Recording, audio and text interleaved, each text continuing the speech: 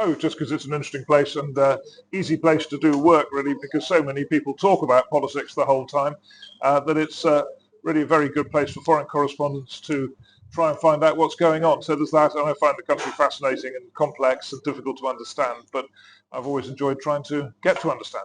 Well, it's a complex system, and you've got this dynastic politics, you've got the military politics, you've got in society the feudal politics, the religious parties, the secular parties. I mean, there's an awful lot going on in Pakistan, and I think Western commentators tend to look at the bits they understand, like the mainstream parties, PPP, Pmln, maybe Imran Khan's party, tend to ignore what's going on in the religious parties and with all the religious activity in the country. So I think the more you study Pakistan, the more you realize that there are many layers to Pakistani politics, and you need to understand all of them.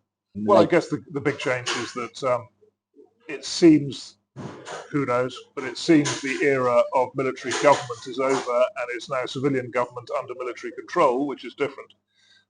And it's very difficult for the political parties to get any serious level of control. And of course, as soon as they come into power, any civilian government, the first item on their agenda is staying in power and avoiding being kicked out of power before the end of their term. And that is very debilitating for Pakistan. I mean, there's no question it stunts your development. It means they're focused on the wrong thing, which is their political survival, rather than the economy and education and health and all the things that they should be focused on. So I think it's a very, very damaging for Pakistan, the constant failure of civilian governments to be able to assert themselves and to implement their policies.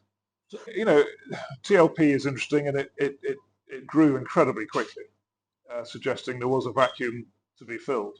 But to be honest, it hasn't continued to grow. I mean, I guess the bigger threat at the moment is from the other end of religious politics with the TTP and the Deobandis in northwest Pakistan mounting so many attacks. So to me, it's a continuation of a very disastrous situation since 9/11, basically, where these jihadis have been on the rampage.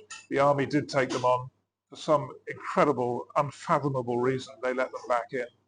And now, of course, the inevitable attacks are starting with possibly Afghan Taliban support as well. So that is a significant challenge for Pakistan. It's one that the security establishment here let happen. And once again, they will have to sacrifice soldiers getting on top of it.